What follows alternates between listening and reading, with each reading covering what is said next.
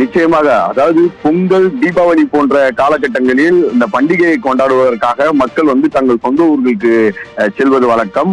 அதே போல் தொடர் விடுமுறை போன்ற காலகட்டங்களிலும் மக்கள் தங்கள் சொந்த ஊரில் சென்று உற்றார் உறவினர்களை கண்டு வருவார்கள்.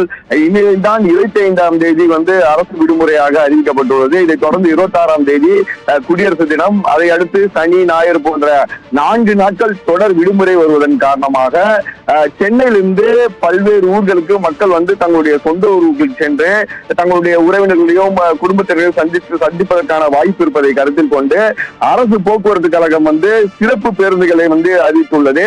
அதனுடைய அரசு விரைவு போக்குவரத்து கழகம் ஒரு அறிக்கை வாயிலாக அந்த எந்த அளவு சிறப்பு பேருந்துகள் விடப்படுகிறது என்பது குறித்தான ஒரு அறிக்கையானது வெளியிட்டுள்ளது.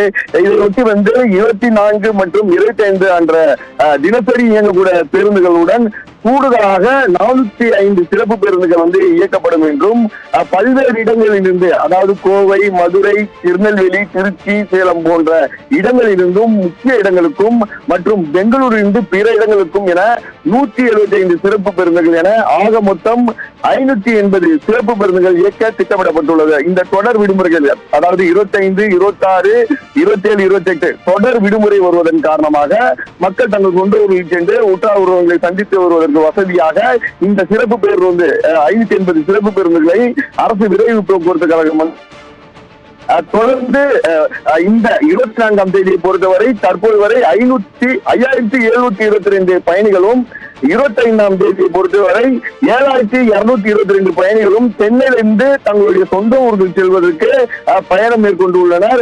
ஒட்டுமொத்தமாக ஞாயிறன்று 15,669 பயணிகள் முன்பதிவு செய்திருக்கிறார்கள். இதனுடைய முன்பதிவோடைய எண்ணிக்கை தொடர்ந்து அதிகரிக்க வாய்ப்பு இருப்பதன் காரணமாக பயணிகள் முன்பதிவு செய்து தொலைதூரம் செல்பவர்கள் பயணத்தை மேற்கொள்ள வேண்டும் என்று அரசு விரைவு போக்குவரத்து கழகம் அறிவித்துள்ளது.